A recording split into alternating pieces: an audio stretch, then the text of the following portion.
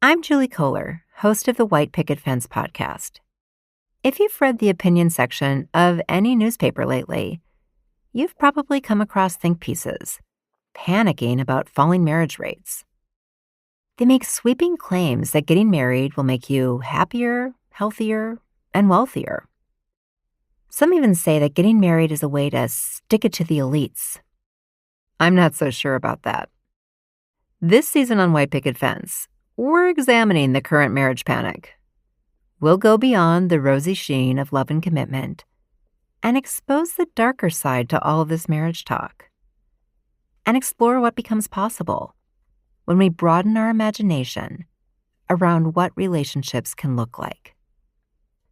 Listen and subscribe wherever you get your podcasts. Welcome back, Brown Girls. A'shanti here, the founder of the Brown Girls Guide to Politics, the one-stop shop podcast for women of color who want to hear and talk about the world of politics. As we continue with our collaboration with She the People, we are highlighting women from their 20 Women of Color to Watch in 2020 list. These are all barrier-breaking women who are changing the political landscape this year and beyond. Helen Gym is a powerhouse. She is a former teacher, education activist, and the first Asian American woman elected to the Philadelphia City Council. Some of her accomplishments include ending a state takeover of the public schools, expanding renters' rights, and passing a law guaranteeing predictable schedules for retail, fast food, and hotel workers. For 2020, she is helping build a movement of transformative political change from the bottom up. I hope you enjoy this conversation. Thank you so much for joining us today. How are you doing? We're hanging in there, in the time of massive crisis. One thing that I sometimes do is I shout out women that I love. Oh, we love that on the BGG, so let's do it. So Grace Lee Boggs is an ancestor who lived her life in Detroit, was a radical activist, saw movements pass just before her centennial, but has been a historic figure in local action and, just being thoughtful and passionate about the world immediately around you, because sometimes you can actually change the broader world when you engage locally. So she's been for a long time, has been a guide star, lodestone, North Star, however we talk about it in these times. So we need hope. So I want to talk a little bit about your background and how you got into politics. So your background is as a teacher, definitely sending the love to all of our teachers right now who are having to do virtual learning and distance learning. But one of the things that I have truly found is that teachers make amazing activists and amazing elected officials. So what made you really take the leap into politics? So I think one of the things that I didn't come into politics early in my life, and I actually only came into it once it felt like there was so much organizing, particularly around the area that I've been active in, which was public schools and education, much later in my life. So I spent 20 years or so doing community organizing, and I was so lucky to come out of a radical group of badass Asian American women who have formed a incredible matriarchy at a small scrappy organization called Asian Americans United. And when I was looking for what to get involved in here in Philadelphia, someone said, you have to go to AAU. They're going to change the world. So I went to the little storefront in Chinatown and walked through the doors, and I've been there and for the last 20, 30 years. Many of them were teachers. They saw teaching and the work in the classroom as an extension of their political thinking and how to get and engage with community members through young people to see a multi-generational approach to things.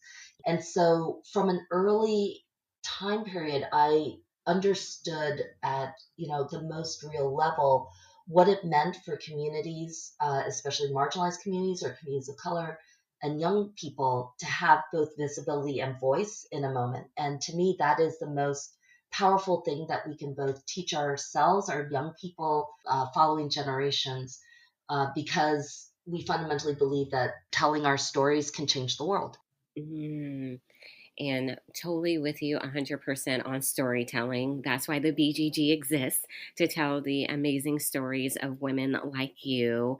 And I do want to pivot a little bit because you have this great background in social justice work, particularly standing up against discrimination. Currently, in the age of COVID, we are seeing a ridiculous amount of discrimination against the AAPI community. What are some of the things that our listeners can do to support the AAPI community and call out this unjust discrimination? Well, one is to recognize it and take it seriously. Like, I think a lot of people, when they hear harassment, kind of shrug their shoulders, look the other way, and say there are bigger things in play. And actually, one of the things we've been pointing out is that president or other individuals peddle an untruths and xenophobia in order to deflect from incompetence or from the stealing that they're doing in terms of like taking a $500 billion of that $2 trillion relief package to go towards the biggest companies with absolutely no oversight. It's about recognizing that this scapegoating of immigrants, this idea that we're getting the virus from China when we're actually getting it from one another, means that we don't take care of each other in the same ways, that we issue blame and scapegoating rather than focus in on the essential needs of public health of our essential workers, or on Black and Brown communities that are suffering disproportionately in this COVID-19 pandemic. And it's making sure that like race and racial justice and racial attentiveness and awareness is bringing us closer together. It's not about sympathies or just othering Asian Americans in this moment. It's recognizing that there is a purposeful attempt to blame AAPIs, to scapegoat other people, to cast blame so that others don't take a look at what's happening underneath their actual noses. So first and foremost, take it seriously. Second, like engage, call it out when we see it. I'm always surprised, and even myself, like get surprised when these things come right into your face. When people curse at you or spit at you right in your face, it's shocking and alarming, and a lot of people can't fathom that moment, and other external actors who are not experiencing the exact harassment can step in and take a moment that is deeply shocking and unjust and make it better.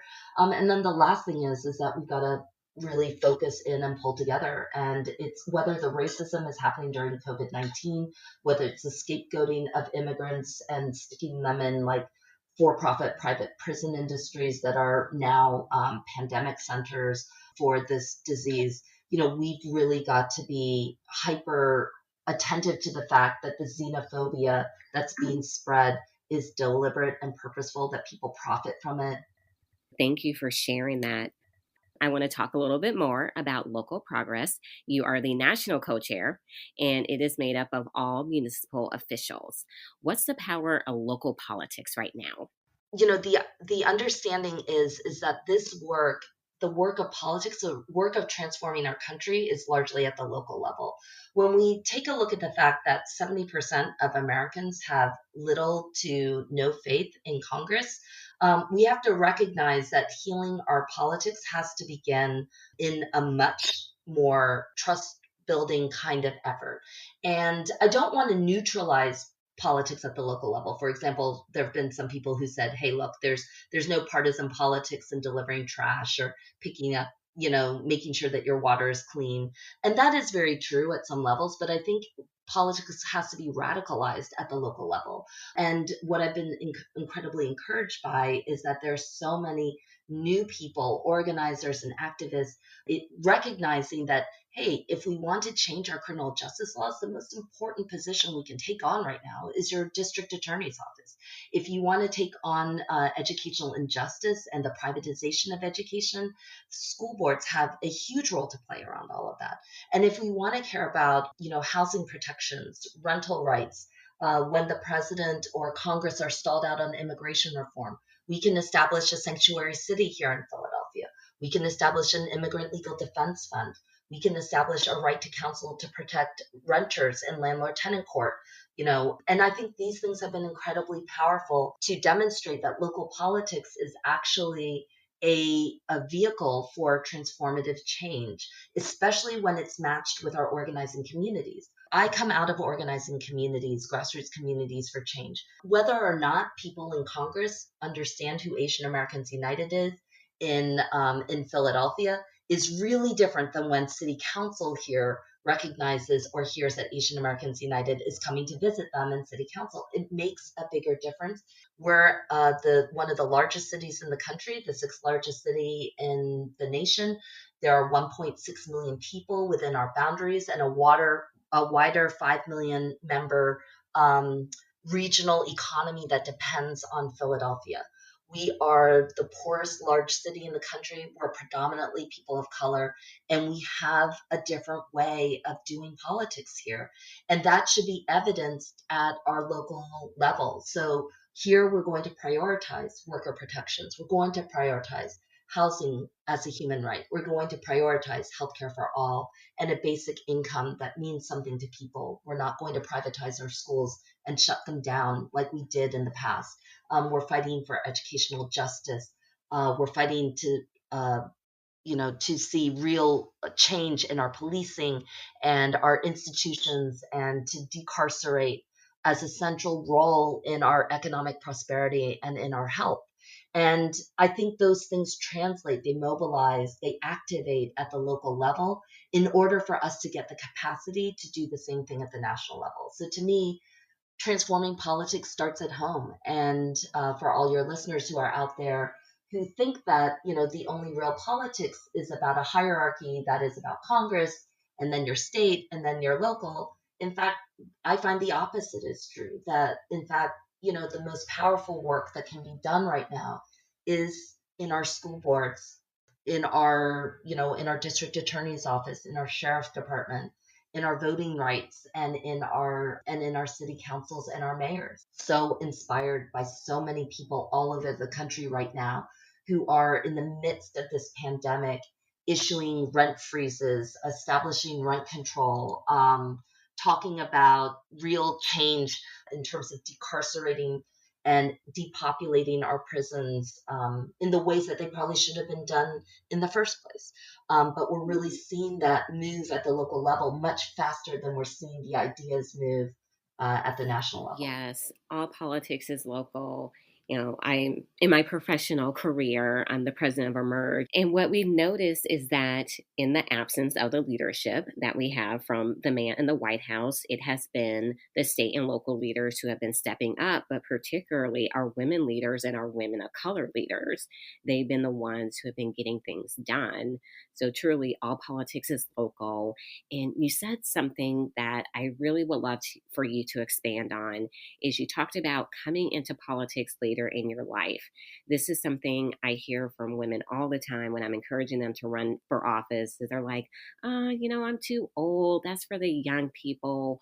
What advice do you have for those women who are saying that, but they still want to make change? Because, like, you did it and you're absolutely freaking killing it. So, how do we get more Helens in office? The first thing is to recognize that what we are doing here every single woman who's listening right now is proof that our lives and our experiences can never be interpreted through the lens of pundits and operatives and big party machines. Voters don't want a walking resume, and they don't want a set of focus group honed talking points. They want an authentic and real person that speaks to issues that come out of our communities. And I think what women understand is that every single day we get up and we go out and we fix the world. We fix the world for our families. We fix the world for our neighborhoods and our communities. We fix the world for our children and for our schools. And that this is politics. This is fundamentally what politics is about. It's about the energy, the experiences, and the womanhood, the femininity, the queerness that's got to lead a torn nation forward. And to me, women are built for this moment, and what comes next has to be up to us. We are here to kick the doors in because this country needs a major kick. And whether it's going to happen with combat boots, kitten heels, or red stilettos, it's going to happen from a badass woman standing up, speaking her truth, and saying that this country is going to change. It's going to change for Black and brown people and for immigrant people in this country. It's going to change for every little girl growing up right now. It's going to change for queer and trans people, especially people of color, who are fighting just to stay alive in this moment. And it is about all of us, and our experiences matter more than ever. It's about making ourselves political and politically savvy so that we can take 2 minutes and tell a story, so that we can go out and move rooms and then hallways and then audiences and then a city to change. And that kind of approach, I think, is what we have to get away from, this idea that power is hierarchical, power is local, and radical racialized power for justice and transformative change must be local, because that is where it's going to be truly, truly transformative. As you might have guessed from the many conversations with our guests here on the Brown Girls Guide, fundraising is no small task. It can be quite a challenge to raise sufficient funds to keep your campaign alive and well. When small dollar donors chip in and power campaigns, they are able to affect change in their communities and democratize power. That's why small dollar donors can make all the difference in a close race. ActBlue makes it easy for donors to make their voices heard. ActBlue is a fundraising platform and nonprofit organization that makes it easy to give and to make your voice heard. They help thousands of Democratic campaigns, progressive organizations, and nonprofits build people-powered movements. Small dollar donors are more powerful than any mega donor. If you're a candidate or organization ready to build your grassroots fundraising program, go to actbluesetup.com. ActBlue sponsorship of the Brown Girls Guide does not imply support for any candidate or committee. A large part of the country is social distancing at home right now. A way to stay healthy, focused, and energized is with fresh, delicious meals delivered straight to your door from Sakara. Sakara is a nutrition company that believes wellness begins with what you eat. All of Sakara's meals are 100% plant-based, gluten-free, dairy-free, and non-GMO. In addition to their delicious meals, Sakara also offers daily essentials like supplements and herbal teas to complete your wellness routine and support overall health and vitality. To boost immunity, try their best-selling daily probiotic blend or detox water drops with pure chlorophyll. And right now, Sakara is offering our listeners 20% off their order when they go to sakara.com/BGG or enter BGG at checkout. That's Sakara, SAKARA.com/BGG to get 20% off your order. That's Sakara, SAKARA.com/BGG to get 20% off your order. Sakara.com/BGG. And I want to talk about some of the historic bills that you have passed. One deals with potential discrimination at Philly's youth-serving organizations, and it requires them to create policies protecting trans and non-binary youth, and then display those policies on their website and inside their physical locations. What drove you to pass this bill? I've been working with LGBTQ communities for a long time here in the city of Philadelphia. We helped establish like the first anti-harassment policies, anti-bullying policies at the school district of Philadelphia, for example. But a lot of my work comes out of talking to young people, and actually, this one is very personal. Certainly, it's been echoed in many places, but one of my close friends, daughters who is non-binary and attends an all-girls high school here, was told that she had to graduate with traditional dress. Like girls wear white dresses and boys wear suits, and nothing was going to change that, and that's the way things were going to be fixed. And so we did a lot to change graduation policies throughout the school district. But obviously, like, as these conversations grow and expand and you work with young people, we have been working with young people around housing and homelessness issues. We've been working with young people to access resources and services. And they were very clear that a lot of organizations and nonprofits and youth serving groups do not have any affirmative policies that deal with trans and non-binary gender non-conforming youth. So we passed a pretty significant expansion of our non-discrimination law to ensure that all youth serving organizations here in the city of Philadelphia have to have affirmative policies around trans and gender non-conforming youth, because it matters so much to enable people to participate, and because it's fundamental to assuring that you are truly accessible to the broader public. That is so great. And thank you for that work.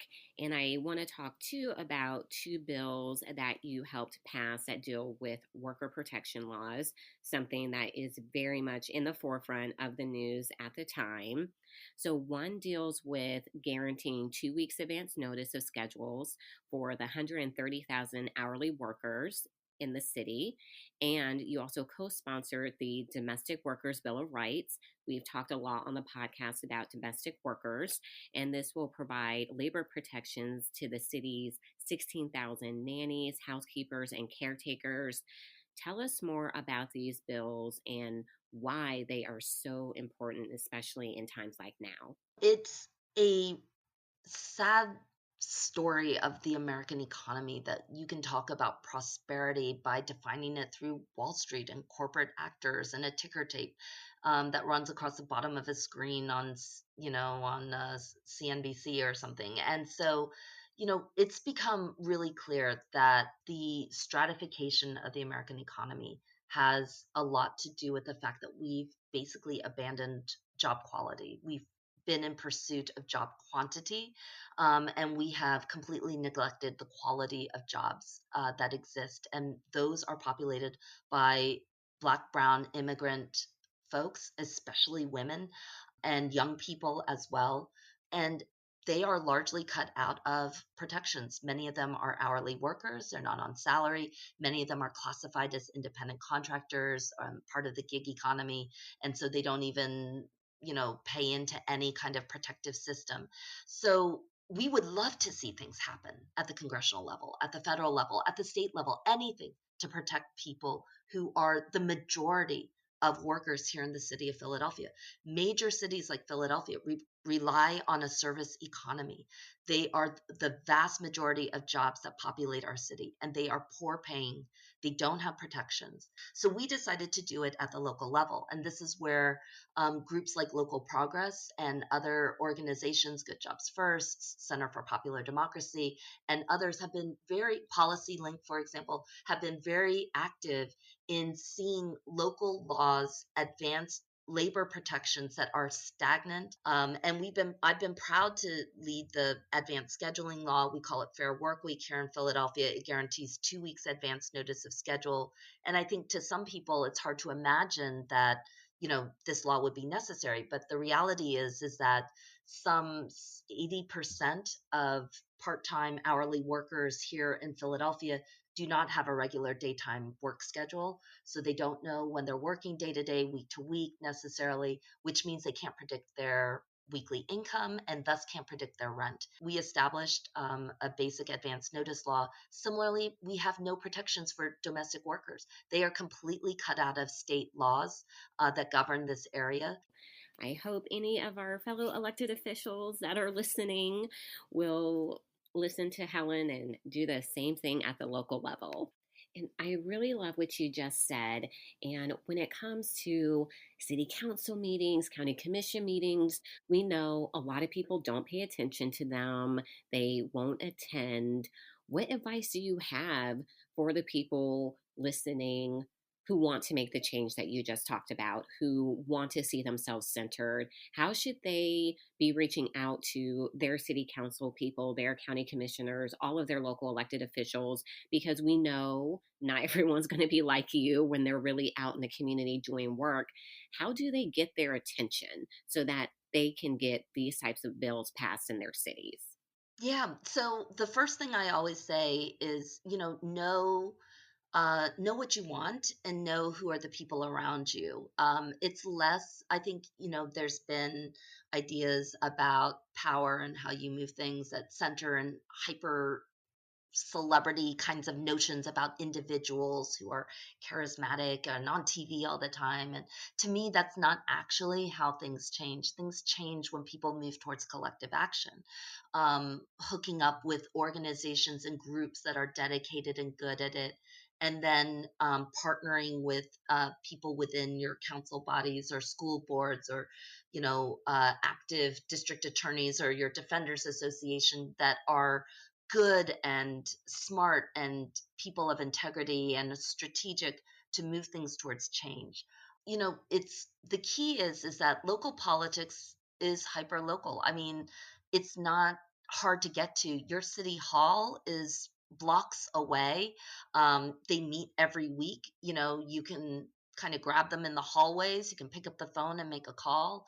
I'm grateful for groups like Emerge. I'm grateful for local progress. I'm grateful for organizations and groups that are out there transforming and mobilizing people from activism to organizing, seeing like the most unlikely people, the most typically unlikely people, to go into politics and then just to kick that door in and make the change that we need to see. Ooh, so inspiring. Like, y'all, if you're not interested in running for office after that, just like Helen said, we need everybody. And we started this interview with you lifting up one of your ancestors, a great woman. And on the She the People list, everyone got to have their plus one. So tell us about your plus one, Kendra Brooks.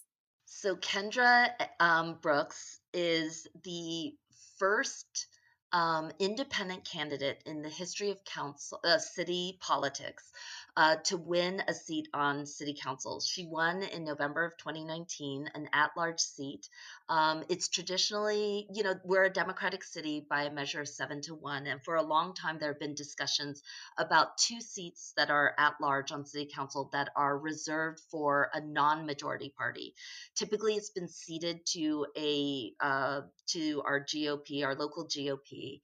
It would be maybe one thing if they embrace like a wide swath of GOP politics, but they've been largely reflective. I've been on the trail with them in November, and they're largely reflective of the existing extremist GOP in our national politics. And so we knew that we had a shot to really mobilize a base and to have them think differently um, about the third party seat, about this, non-majority seat on city council. So she ran a historic campaign, but Kendra and I, and she won. She won by historic margins. It was incredibly exciting and she made history. And the most exciting thing that I love about Kendra is that we met on the front lines of fighting for our schools. She was a single mom with 4 daughters. Her school is going to be taken over, going to be closed down, converted to a charter school, and the vote was going to be left to the parents there. She was the president of her school advisory council, and she was thus in charge of this, crazy process. And she mobilized her community by a 2-1 vote to remain a public school. And from there, she only grew. She went and did national work with Center for Popular Democracy, mobilizing the Federal Reserve Board to diversify its board and be more reflective of the communities that they represent.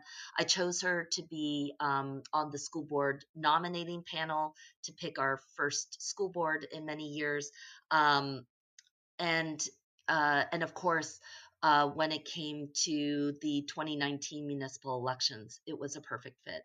It was wonderful to be in the room to announce the launch of her campaign, but it was even more powerful to be in an even bigger room to celebrate her victory. And since she's come on, along with some other council members who've been really engaged and exciting, we're moving forward that big platform on housing and public schools and racial justice, on our young people and on communities, and seeing Black, brown, and immigrant women be at the forefront of it. And it's energizing and joyful. It's hard work, of course.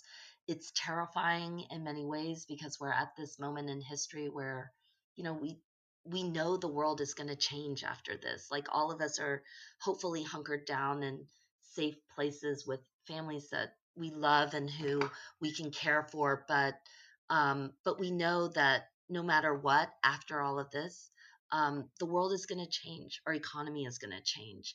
And it is going to be a fight to ensure that we change towards justice, that we create a more equitable and more just world. And I feel confident that with Kendra by my side on city council, we have that much more opportunity to do something better than we did yesterday. So it's been hopeful.